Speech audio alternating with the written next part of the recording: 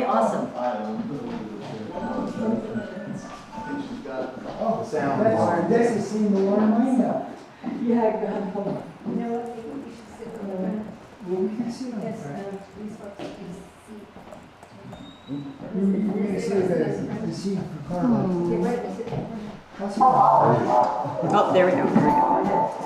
There we go. Welcome, welcome. Well, you're pretty warm. That's been swinging around. Oh, that's right. You don't I never heard anything bad about Westminster We University. try to keep that part under wraps.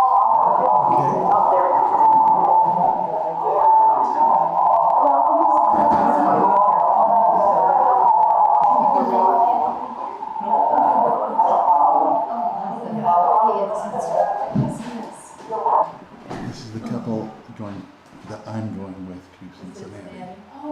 Ah, okay. We'll try to be in Let's see. All right. So the people who stream, they're a little bit behind us, and so I have to pause to see how they're doing on their sound. Okay, we're getting really close. All right. Oh, I see what I need. Let's get that. Okay. Let's see what's going on. I don't see the sound check here. I want to make sure that happens. Welcome, Jackie. Okay.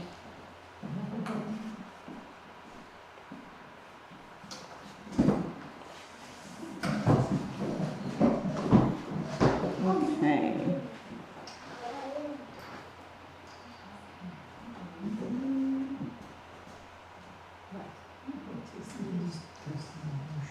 All right.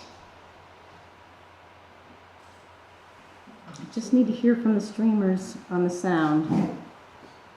And like I said, they're behind. So once again, I'm testing for the streamers because I'm guessing the people in the room can hear me.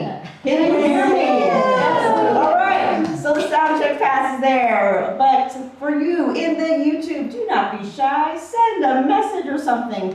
If you happen to know the text, for me, you can do it that way or just the YouTube chat because I know sometimes people are shy and they text me instead. So let me know, how is the sound? I can boost it up for the streamers.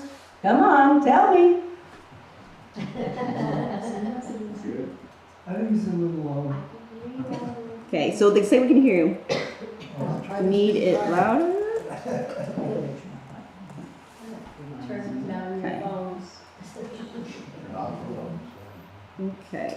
So it seems like I'm getting, it says sound is good by at least a couple people. Okay. But an awful lot of shy people. I thought it was low. Oh, maybe actually sometimes they send it this way too. Okay. Okay. Is my phone on silent? Silent on. Oh, good thing I checked that. Okay, but yeah, plenty of people are finding the stream. Okay, streaming good in St. George. Oh, a bit echoey, but okay. Where's our most distant participant? I invited somebody in Africa, but I don't think they'll be here. Testing. We're gonna see if this improves the sound for you streamers. Testing. 1, 2, 3. How does it sound?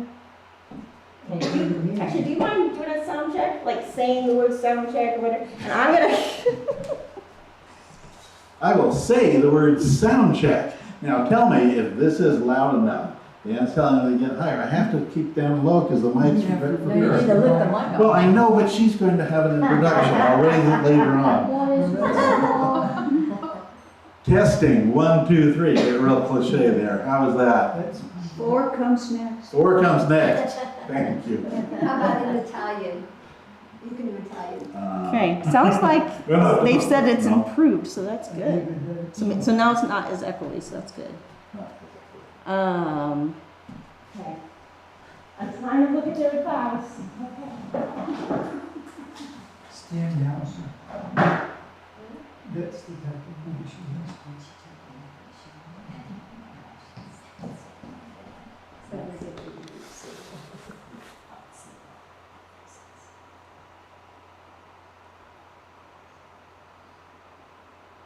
Okay. One wanted the, okay.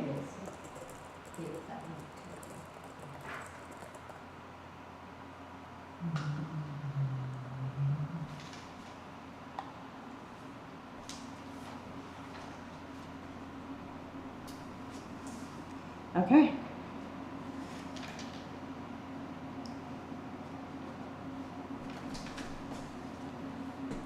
I think we're gonna get started, everybody. Are we excited? Wait, are we excited? All right.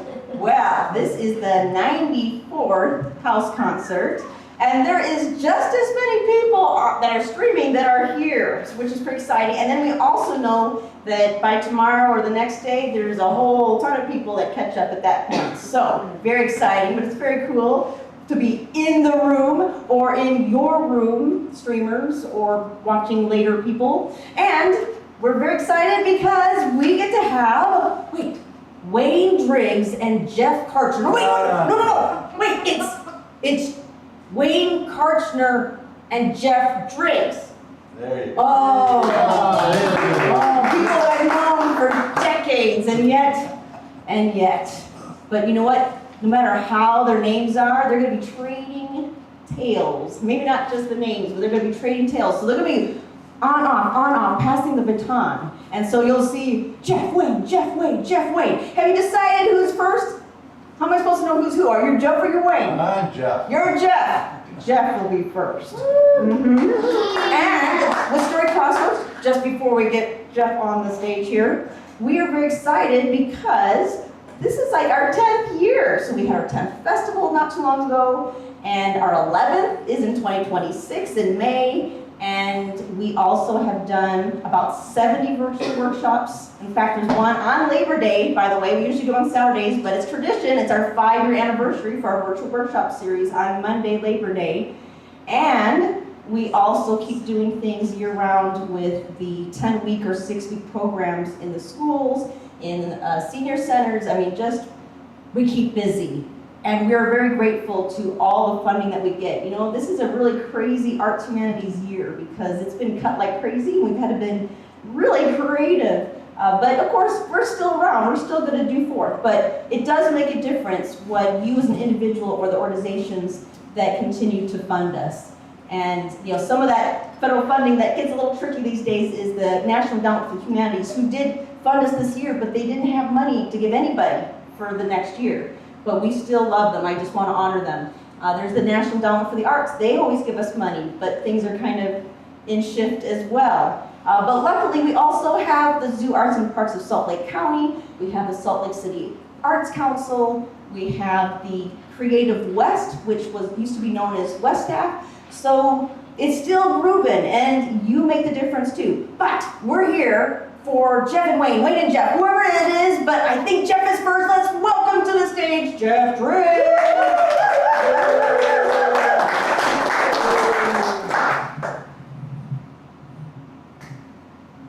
Thank you, Rachel.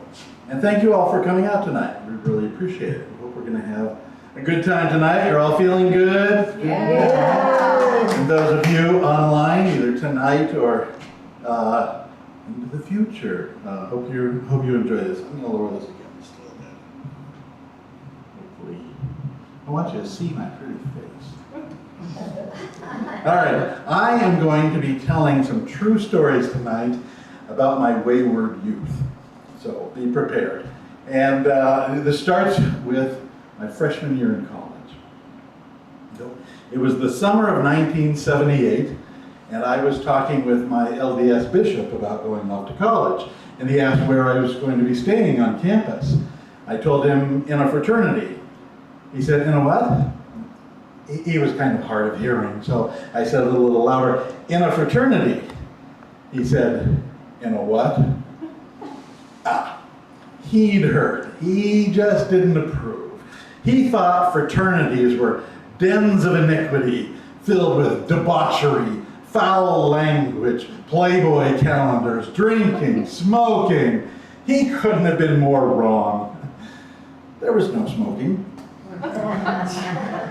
To get into the fraternity system, you first start out at rush week. This is the week before classes start, and freshmen who are interested in joining a fraternity, they will spend that week living in one fraternity, but going around and visiting and touring all the others, getting to know them while the fraternities are checking them out too, kind of a speed dating type situation. I was living in Sigma Pi that week, and was checking out all the others. Now, some fraternities were hyper-focused on grades and academics, and some were all about sports and athletics. Some were party frats. Some were snobs. Sigma Pi was pretty good. It was comfortable, a well-balanced thing. Now, the house itself was kind of old and run down, but the members were nice. But there was one fraternity that I checked out that I really liked. It was a new house. It was clean and modern, very airy, with lots of windows. The members were really nice. The problem with this fraternity, even though they accepted people regardless of their major, it was historically designed for agriculture majors. And when all the other fraternities, as you no doubt know, have Greek letters as their names: Alpha Tau, Omega, Sigma Nu, Delta Upsilon. This fraternity was called Farmhouse. And I remember one afternoon I was sitting around, we were chatting, and again, having a very nice time, and the members started passing around among the group photos of their cows. And I decided Farmhouse just wasn't for me. So that Saturday, I and 11 other freshmen pledged Sigma Pi. Now, to become a pledge, first the fraternity has to invite you, and then you accept their invitation. And you're going into very much a caste system. You've got the upperclassmen who have already been initiated, they're members, and then below them are the pledges. And you have to be a pledge for at least Sigma Pi at that time, for 2 terms of the school year. And as pledges, we did all the chores around the house with the mopping, the cleaning the bathrooms, vacuuming. We helped the cook with dinner and dinner preparation and serving and all that kind of stuff. We also had several rules we had to obey, one of which was every weeknight we pledges, not the members, we pledges had to spend at least 2 hours working on our homework every weeknight. And when we went to supper, when the supper bell rang, the members could go in and wander around the table and pick where they wanted to sit based on the entree that had been served up ahead of time. Then they picked their seats, and then the pledges were allowed to come in. Dinner time at Sigma Pi was really interesting because it was an adventure. They had so many dinner rules, which at the time I thought they were just making up. But years later I realized, no, these were actually very strict high society table manners. Like, you had to put your fork down after every 3 bites. When you were drinking from a glass or a cup, you had to look down into the cup, not across the rim at the person you were talking to. When food is being, or anything is being passed down the table, you cross your body and take the platter and switch it and cross it along that way. Right? And after everyone had their initial servings, if somebody else wanted extras and asked for a platter to be passed down to them, and it's coming down, you decide you wanted some, you had to first ask the member who asked for it for a pit stop. I don't think that was an Emily Post term, but you had to ask permission before you could take some. And they would look at it and say, no, there's enough, go ahead, or not. If you failed to observe any of these rules, you were subject, that was considered a piggable offense. At which point they would call you out, and the president of the fraternity, sitting up at the head table, would send a ceramic piggy bank, and actually in the shape of a pig, down the table to you, and you had to pay a fine. Even the way you passed the pig had rules to it. It had to be passed along snout first. Otherwise, they turn it around and pass it back to you for another fine. So, the first night after we became pledges, the first Monday night, and every Monday night thereafter, at 11 p.m., we had our pledge meeting down in the basement, where the herald, the member who was there to train us on things like the history of Sigma Pi fraternity, the Pan-Hellenic system at Oregon State. He taught us the Greek alphabet, which we had to have memorized before we become members.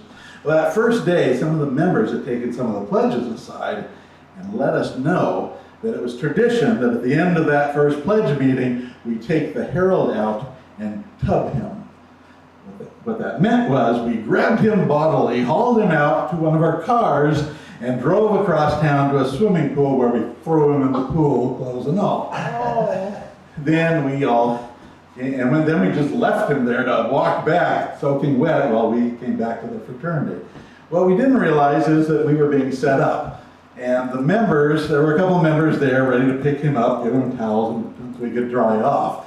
And by the time we got back to the fraternity, they'd locked up the house, and the members were standing at upstairs windows and balconies ready to pelt us with water balloons as we tried to get into the house. It was several hours before we got in that night. We didn't get to bed till well after 1. This is the night before the first day of classes. So, tubbing was a fairly common occurrence. The formal tubbing, dumping someone in a pool or a pond somewhere, was reserved for special occasions, like just being elected president of the fraternity or getting engaged or something. But people were tubbed fairly regularly on an informal basis on their birthdays, for example. Now, I should say during this year, I was certainly the only one that I knew of in living in a fraternity who went to church regularly, or perhaps even at all. They knew I didn't, nobody smoked. I didn't swear, I didn't drink, didn't mess around. So it was pretty common knowledge that I was active LDS, but they were okay with that. But Sunday mornings, when I got up and went off to church, nobody else was awake. But by the time I came home in my suit, they were awake. But the one time, actually that year, my birthday happened to fall on a Sunday, and they were kind enough to let me change out of my suit before they hauled me out to the front lawn to squirt me down with a water hose and all. One night, or one afternoon that year, a water fight broke out on the front lawn of Sigma Pi. I don't know what caused it, I wasn't involved with it, but we were certainly aware of it when it escalated and moved inside the front of the house, into the foyer, and everything was getting soaked, and finally they called a halt to it when it started moving into the living room with the good furniture in there. The whole place was soaked. They had to squeegee it out and dry it down with towels. It was quite the scene. Well, that night I happened to have a home teaching appointment. That meant I was going out and visiting a member of our congregation, and the appointment happened to be during our dinner time. And so I didn't go and join them for dinner. I was waiting in the living room across the hall. They couldn't see me, but I was waiting for my ride to come pick me up. And at one point, my absence was noted and questioned. And someone said, "Oh, he probably got washed out in the flood this afternoon." And to which somebody else replied, "Not Driggs. He would have just walked on the water." My proudest moment. Living in a fraternity could be a lot of fun, but there are problems, especially for the pledges. And we at the time thought pledges were the bottom rung of the ladder. But we were disabused of that notion late one night at the beginning of the third term of the school year. But I'm going to hold that story until a little bit later. Right now, we're going to bring up to the microphone veteran storyteller and my very best friend in the whole world,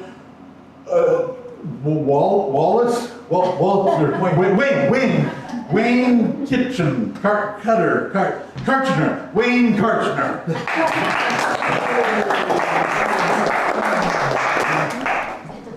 Thank you very much, George.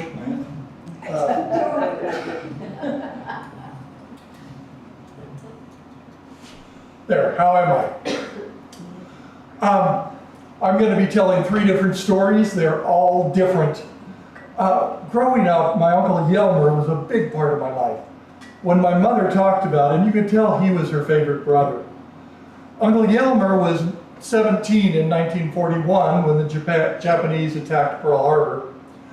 He and my Uncle Yelmer decided they wanted to join the Navy, but Grandpa thought 17 was a little young to go to war. Well, the 2 of them worked on Grandpa until he would sign the papers and let Uncle Yelmer in. Uncle Irvin served as a cook on a battleship for the entire war, and he was in every major battle of the South Pacific. The family was always worried about him. But Uncle Yelmer, on the other hand, was given a relatively safe position, probably because of his age. He was a tail gunner on a Navy PD-1, flying sorties up and down the West Coast. So he was looking for enemy shipping. On December 26, 1943, he and his crew of 5 other people took off on a top secret mission. They were training on a top secret device called radar. Someday I'm going to find out if anything came of that. But their mission was to fly from Whidbey Island in Washington up the west coast of Vancouver Island. They were to land in a brand new airfield cut out of the old growth forest that they'd never been to before, refuel, and come back looking for submarines or enemy shipping. On December 26th of 1943, my parents' family received a telegram. His plane never returned to base. They presumed it was ditched in the Pacific Ocean, presumed no survivors. We found out later what actually happened. They couldn't find the new airfield cut out of the old growth forest. It was very common for navigation errors in World War II. They didn't have GPS, they didn't have all these other things. And they were getting low on fuel. They could not make it back to Whidbey Island. So they looked for a place they could ditch. They came across a thing called Lawn Point. Now, it's a provincial park now in Canada. I've looked at it on Google Maps, and it looks like a point of lawn going out into the Pacific. From the air, it looks like a perfect place to land. But they came down, and it turns out the grass was 6 feet high, hiding volcanic boulders. They could not land there. I have been told that the biggest word in the English language is the word if, because if holds so much. If they had gotten 4 more feet of altitude before they came to the trees at the end of Long Point, if they had gotten over those trees, I wouldn't be telling this story today. But they didn't. They hit the trees at the end of Long Point and crash landed in the old growth forest in the middle of a Canadian winter on Vancouver Island. Uncle Yelmer, being in the tail, received the fewest injuries and helped his surviving crew members out of the plane. They hadn't brought much food with them at all because it was just going to be up and back. They were able to start a fire, and they sat around it waiting for rescue, which didn't come all through January of a Canadian winter. My uncle's best friend was the navigator, the son of a Methodist minister. I like to imagine them sitting around the fire, singing hymns, praying, maybe reading scriptures, all through February. The rescue did not come. They were able to find some fish and some shellfish, but they were always hungry. And even with the fire, they were always cold in a Canadian winter. And all through March, rescue did not come. And one by one, my Uncle Yelmer watched as each and every one of his crewmates died. And then when he was the last surviving member, he did the last thing he could do for his buddies. He lined their bodies up on a piece of plywood on the beach, covered it with brush, because he knew it was important for the family to have a body to bury and a grave to visit. And then with their dog tags in his pocket, he set out to rescue himself. The plane wasn't found until April of 1944. When they came, they found the bodies of his crewmates, as I described, on the beach. They found the fire pit with some fish bones and shellfish in it. Some of the men had broken bones that had partially healed, so they knew they had been there for several weeks before they died. What they did not find, what no one ever found since then, was my Uncle Yelmer. We don't know if he tried to make a raft and get to the Winter Harbor, which was across the bay, and drowned in the Pacific, or if he tried to go through the old growth forest, which my brother's been up there. He says it would have been impossible for someone who hadn't been starving for 3 months. But he was never found. Someday, not too distant future, I'm going to meet my Uncle Yelmer. I'm going to put my spirit arms around him, and I'm going to ask him about his last days. Because you see, he was a big part of my life growing up. Whenever my mother talked about him, you could tell he was her favorite brother. Thank you.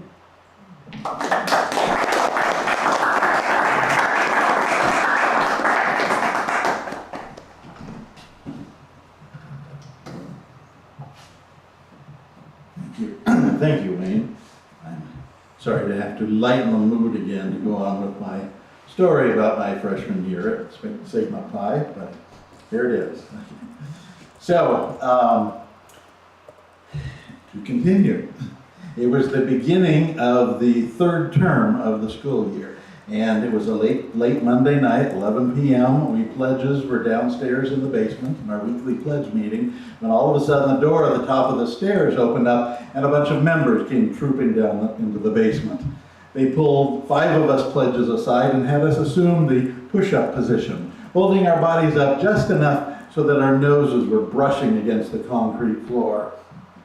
They told us that they had voted to initiate the 5 of us into full membership. And as of this moment, we 5 were now no longer pledges, we were scruds. Scruds, we learned, were the actual bottom rung of the ladder. Scruds were so low. We were told repeatedly that week, in language that I'm cleaning up for broadcast, scruds were lower than whale poop. We, as scruds, we had a whole new set of rules we had to obey. We had to wear a necktie every day wherever we went. We could not use the front door of the frat house. The only bathroom facilities we were allowed to use in the frat house were a mop bucket and a soda bottle.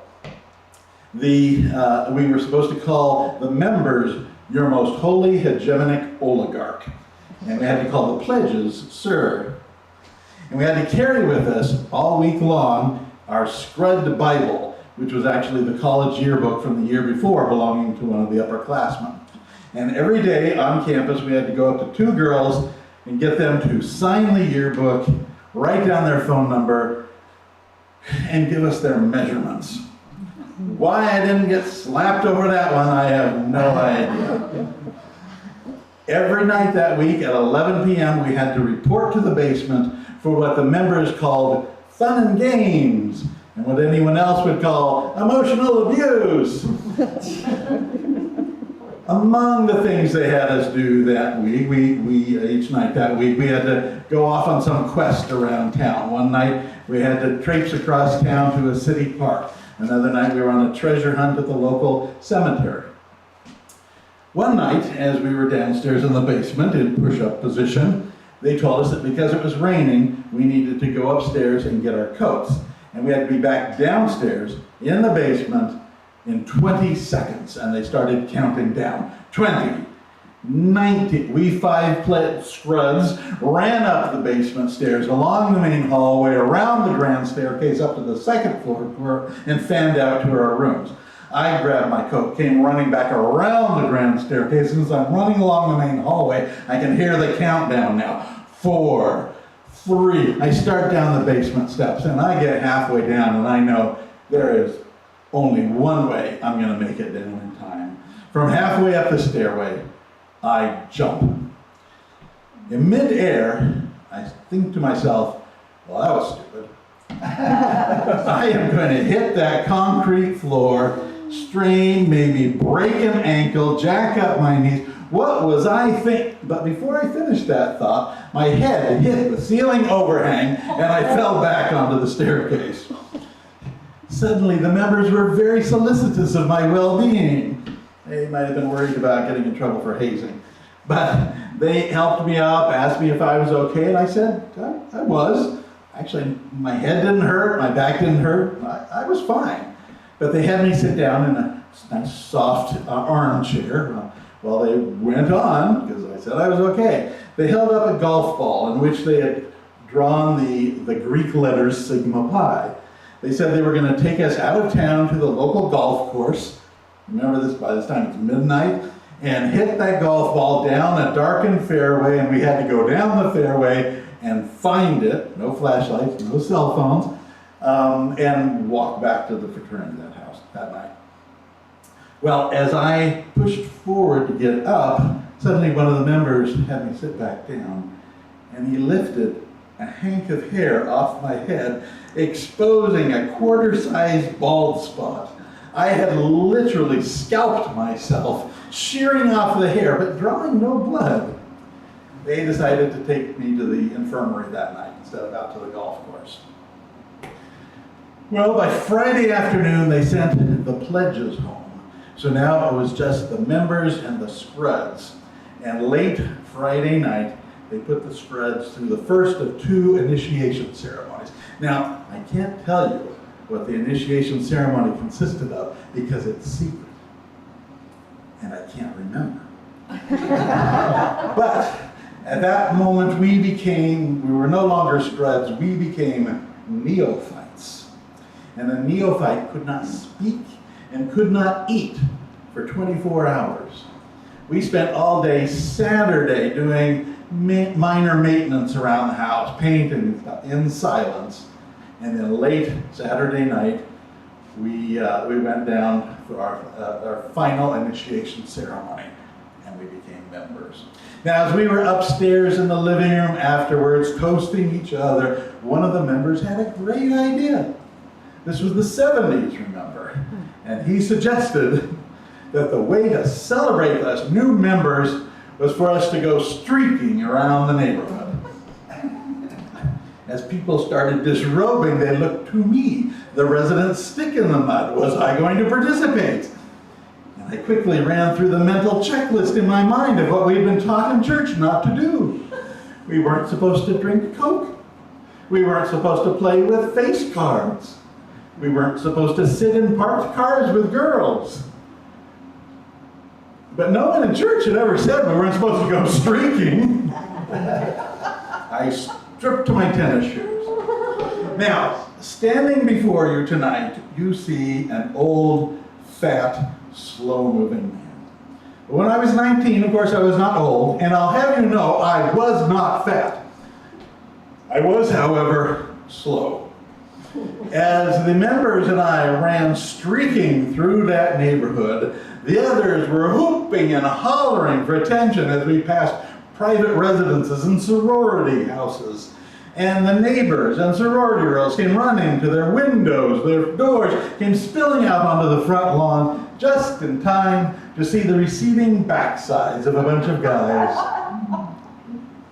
And then one lone, naked freshman trying to catch up. And that is how I became a member of Sigma Pi.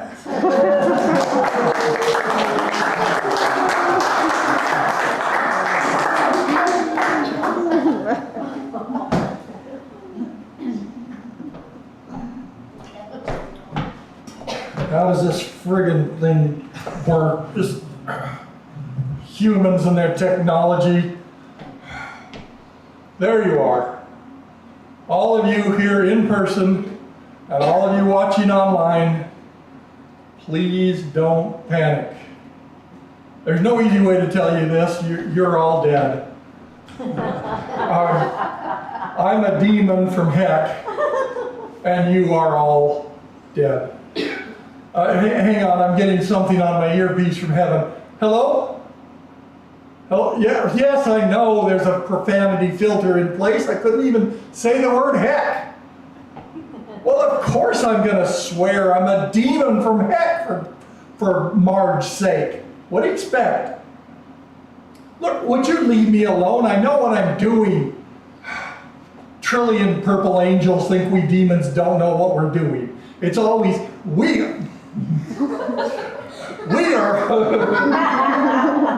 we are holier than thou.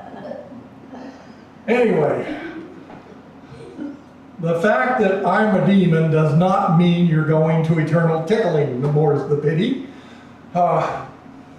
There just were no angels available, so they asked me to conduct this thing.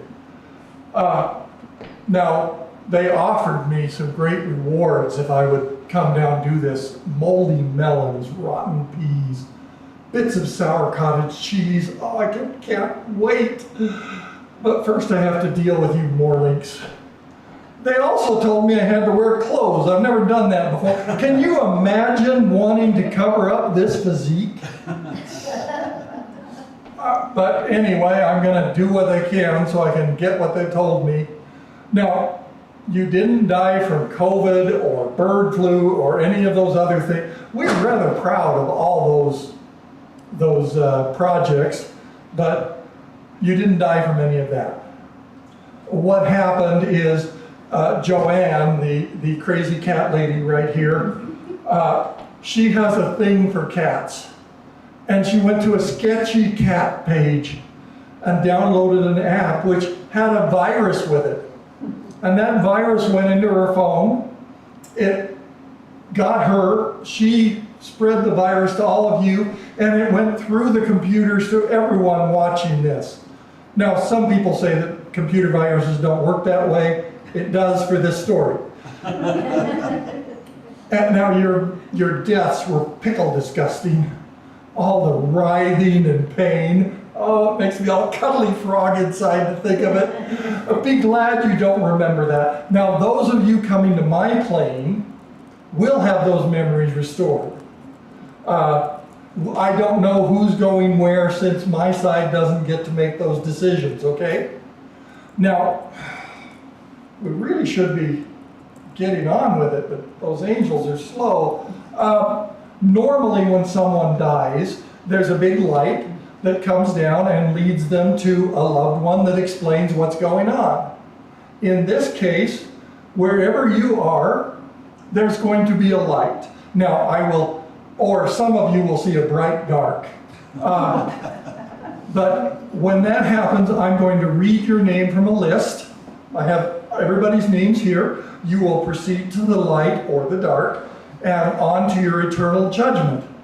Now, I don't know what's, while we wait, they'll get to it eventually, but there's some things I wanted to tell you mortals for centuries. And while we're waiting, I might as well, it's too late for any of you, your life's finished, but if you were to live, this is what I would tell you. Now, some of you are perfect, and you know who you are. And you want those around you to be perfect also. So every little thing they do wrong, you point it out to them. You know you're right. If they don't appreciate your help, there's something wrong with them. And men, you're right there. Sometimes your wife may not know she's putting on a few pounds, unless you tell her. Okay, remember, honesty in marriage above all else. And, if your wife does get a little upset and reacts a little negatively, just tell her to calm down. That ought to help. And women, if your husband's telling a story and he's really into it, and if he gets a small detail wrong, you make sure you interrupt him and correct that detail, because you know he wants to tell it correctly. Okay? Now, there's another thing. Let's talk. Some of you, where your political opinions are right. okay? Anyone who disagrees with them is stupid. They have no right to talk. So if they're speaking, shout over them. If they're online, reply in all caps. People should not be spreading disinformation, and you know what's right. Now, as far as political parties, all of you know which political party is on his side and which political party is on our side. And, you know, you're right. Your opinions are correct. Now, arguments are inevitable, but compromise isn't. Never back down, never apologize, stand your ground. It's the principle of the thing. And now, there's a politician that, you know, he's so slimy, and every time he talks, he's lying. You know who I'm talking about. Well, if any of you voted for this guy, it's Mr. Oh, hang on, I'm getting something from my... Hello? Yes? Oh, really? Of course I'm going to lie. I'm a demon. Okay, they told me I don't get any moldy melons and I keep lying. Okay, the fact is that's he with a capital He, doesn't care about your politics. He just wants you to be nice to everybody. But let me tell you this from myself. Please cut off somebody because they disagreed with you politically. You were taught that you were supposed to love everybody, right? But did that include your crazy brother-in-law with his stupid ideas? You don't know what it does to me when I'm heating up the coals and somebody tells me they never spoke to a loved one again because they disagreed with them. It just makes me feel so nice. Now, when I'm getting something, I think we're about ready to see the light. Hello? Yeah. Really? Okay, I'll tell them. I've been told that somebody here can't die. Alexa back there, near the back, she has a destiny that's going to affect the rest of the world and the rest of eternity, and she cannot be allowed to die. So they've dispatched a platoon of angels to roll back time so that Joanna doesn't download that cat app. Joanne, you've got a problem. I'm a demon and I think you're weird, okay? Get some help. Anyway, it looks like you're going to live, so now I don't know if you're going to remember any of this afterwards. But if you do, if you remember this one thing. Before you married her, you told her you loved her. No need to repeat yourself.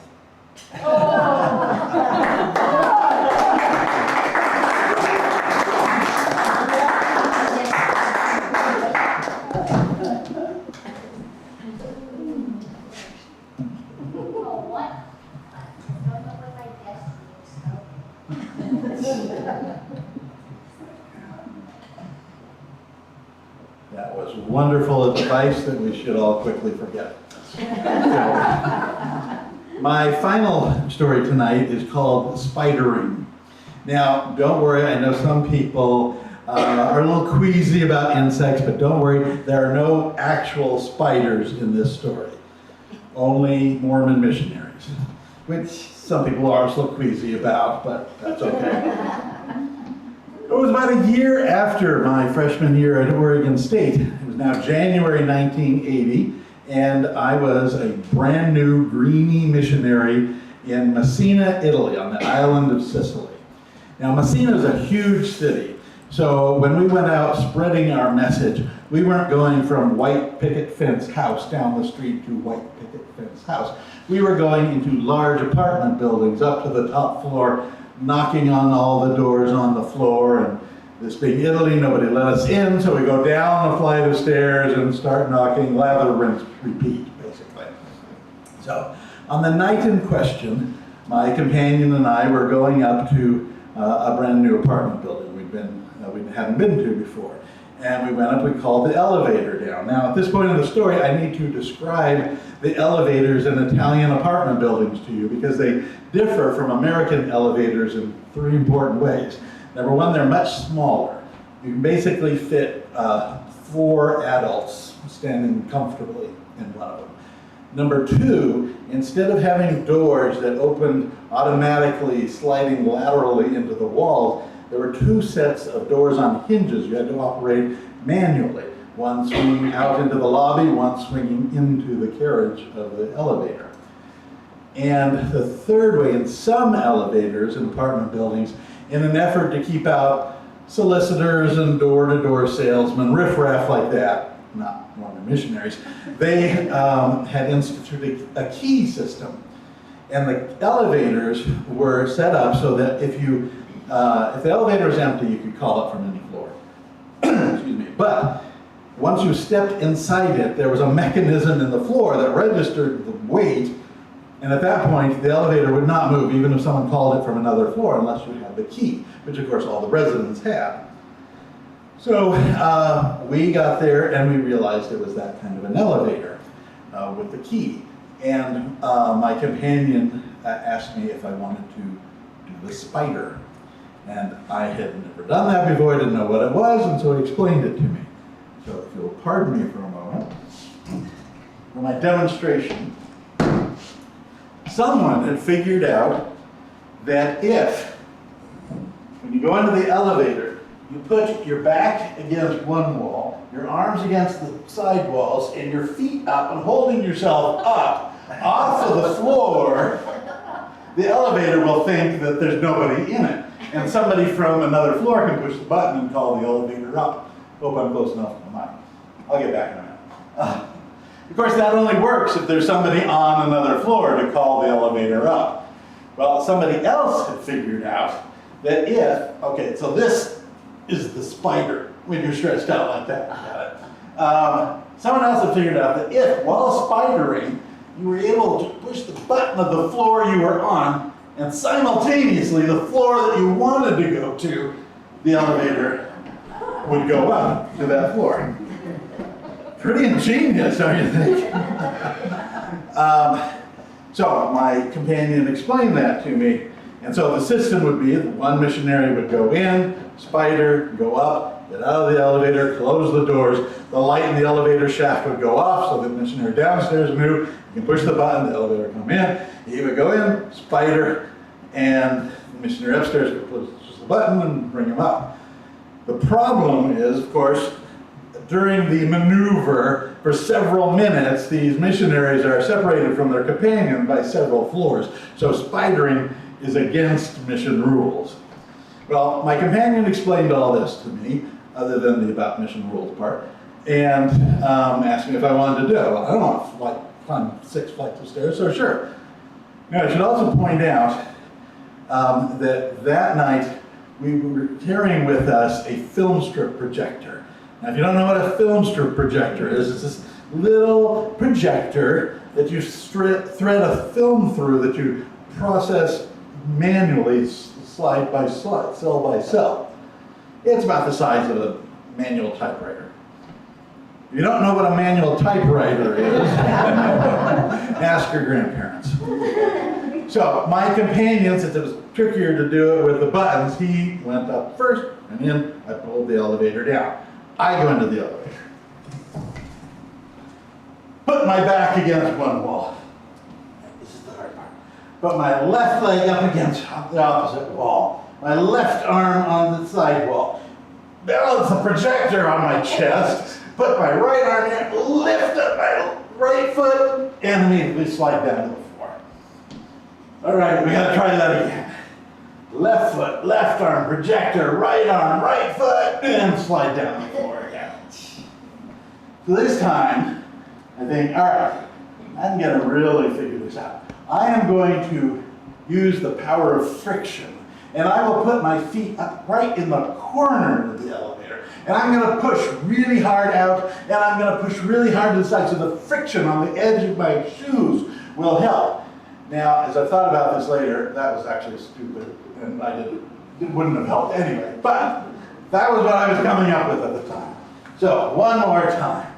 Back, left foot right in the corner, left arm, film strip projector, right arm, and my right foot up right in the corner, pushed as hard as I could, back and out, and I slid down to the floor again. Only this time, my right foot was still up in the air. And boy, and boy, and I can't get it out. It's stuck on the wall somehow. So I pull my foot out of my shoe and stand up, and I look. And what had happened was, when I was pushing against the wall, it actually was so hard that it was bowing the wall out.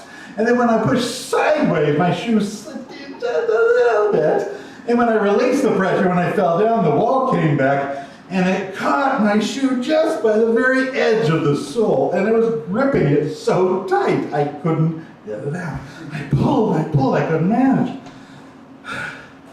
Finally, well, there's nothing I can do, but I'm gonna have to get out of this elevator, let my companion call it up, and climb up 6 flights of stairs with one shoe and one sock.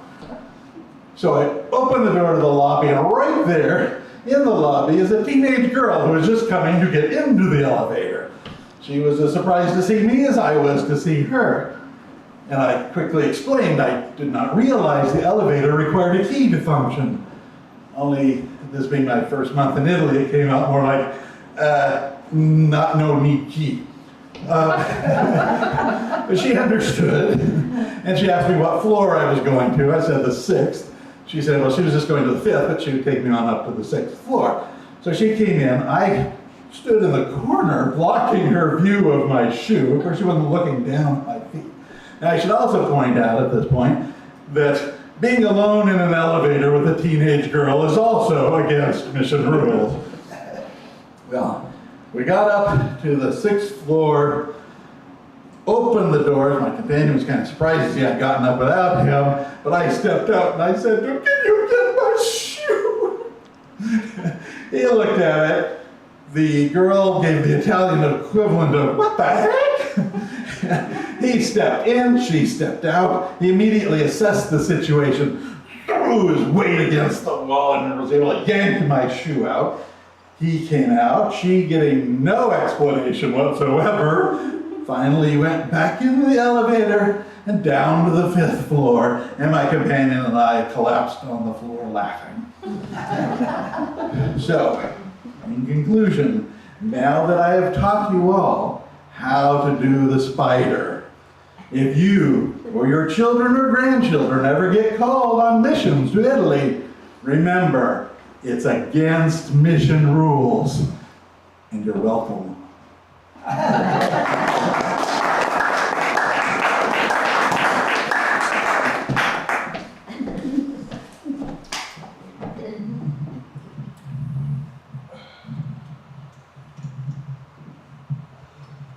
Well, my last one is quite a different story than any of the others. This is a story I used to tell my kids when they were little. My daughter, when she was 5 years old, got a brain tumor and was in Primary Children's Hospital, a wonderful place. And a woman came over and gave her a great big stuffed bunny that we named George. And I started telling stories about George Bunny. So this is one of the stories that I told. There were hundreds of them. Alex, Joanne, and Jeff were out in the backyard playing. They were just having a great time. They played hide and seek, they played tag, and they played scream like a nut. Now, if there's enough young children here, I usually have them show me what scream like a nut is, but there's only a couple here, so we'll avoid that. But they were having a great time. And after a while, Joanna heard a noise. She heard somebody say, "Can I come play with you?" And all of them looked around, didn't see anybody. And they heard it again, "Can I come play with you?" And there was a little white rabbit. And Alexa said, "White rabbits can't talk." But the bunny said, "I can. Can I play with you?" And they all jumped up and down and said, "Yes!" Well, he said, "My name is George Bunny." And they played tag, And it was hard to get George. He could grab your ankles, but it was hard to get him. And they played hide and seek, and he could hide in the smallest areas. And when they played Scream Like a Nut, that scared George, and he ran off for a little bit. So afterwards, they sat in the shade of a tree, and they were talking. And George Bunny said, "Would you like to come to my house and come into my house and see what it looks like?" And Jeff said, "Silly, we're too big. We can't get into a bunny's home." George said, "Come here, let me show you." They went over, they saw a tiny hole in the ground. Sure enough, it was too small for him. But George Bunny got some pixie dust out of his fur and blew it on them. And they all shrank down, as tiny as a bunny. And they all scurried into the hole. Oh, it was so nice and cozy in there. It was warm, had fur on the sides. And he said, "Come here, let me show you the rest of the hole." And they went down. And they went down for a while, and it started to get dark. And Jeff said, "George, I'm not scared of the dark, but I think that the girls might be scared of the dark." And George said, "You just wait until we go around the corner." We went around the corner. Sure enough, it was light, because there were diamonds in the wall shining. George said, "You can take as many diamonds as you'd like." So they all grabbed some diamonds and put in their pockets. And then they kept on going. Pretty soon, the hole turned into a cavern. And there was a dinosaur. Now, when I was a little boy, this dinosaur was called a brontosaurus. And then the science hippies decided it wasn't a brontosaurus. And now I think it's called a brontosaurus again. And George Bunny said, "Hello, Bronte, how are you?" And Bronte said, "Hello, George. I'm fine. I see you have some friends. I like friends. Will you play with me?" And they said, "Oh, yes." And so Bronte put his head down, and they all climbed on his head, and then he lifted his head up, and they slid down his neck, and ran across his back, and then slid down his tail, and he flipped him into a bush. Oh, that was so much fun. They ran back to his head, and went up, slid down his neck, ran across his back, slid down his tail, and he flipped him into a bush. And they did this for a while, and then they heard a boom, boom, boom, and Bronte looked up and said, "Oh no, that's Tyro, the Tyrannosaurus Rex, and he wants to eat me." Well, Joanna said, "We can't let that happen." She got them all together, and they decided on a plan. Well, when Tyro came close, Joanna jumped out from behind a bush and yelled at him and threw rocks at his nose. You're normally not supposed to throw rocks at anybody, but you can do it to a Tyrannosaurus Rex. And so he turned and started running after her, and she jumped behind a bush. And then Alexa jumped out, and I think I got her name wrong, but she jumped out and she stuck out her tongue, which is another rude thing you're not supposed to do, and said, "Nan, you can't get me." And so Tyro started to run towards her, and she jumped behind a bush, and then Jeff jumped out behind a bush, and he actually said nasty things about Tyro's mother. Shouldn't do that. But Tyro was so mad, he just charged at Jeff and didn't notice that Jeff was in front of a big cliff. And he fell off the cliff into a lake. And all three of the children came and threw rocks at him and sticks and said, "You go away and you don't bother Bronte again." And he never did. And they went back, and Bronte said, "Oh, thank you for saving me." And he licked them. And then Jeff said, "We've got to go home. Our mom will be waiting for us." And they each went up to Bronte and gave him a big kiss right on the cheek. He said, "Come back and play with me again." And they walked up. They walked past the diamonds. Each of them grabbed another couple of diamonds and stuck it in their pockets. And then they got out, and as soon as they got out of the hole, they went back to their normal size. And they went in and they told their mom everything that happened to them. And she said, "Oh, you kids have such an imagination." She didn't believe them. But the next day when she washed their clothes, she couldn't figure out where the diamonds came from.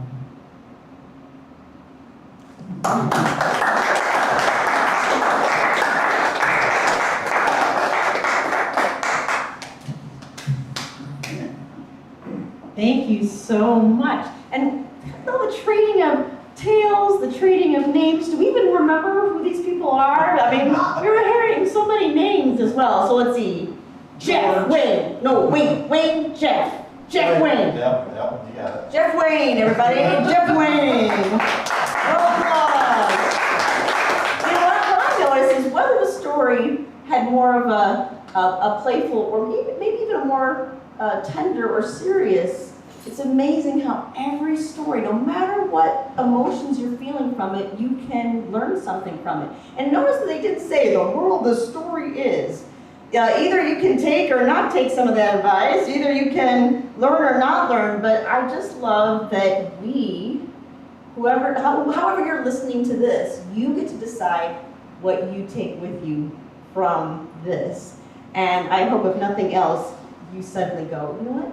Stories are awesome. If nothing else, I hope you're going to do that. So another round of applause to Wayne Jeff Wayne.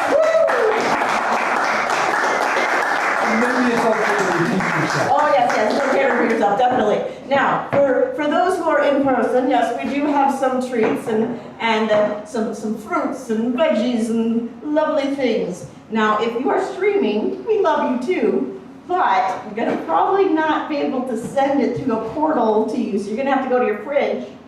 And I'm giving yourself permission to go have a treat. Okay? Yeah, I mean, if you were like debating on that ice cream or something, this is the time, right? This is the time. So for everyone here, thank you so much.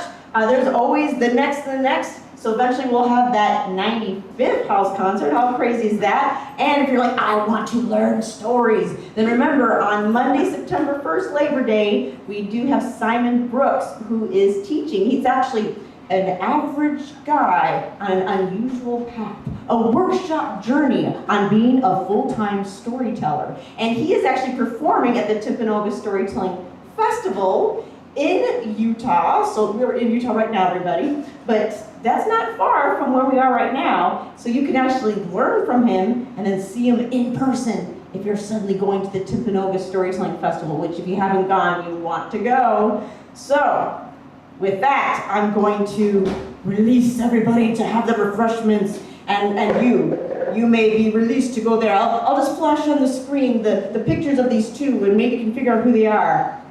All right, thank you, everybody.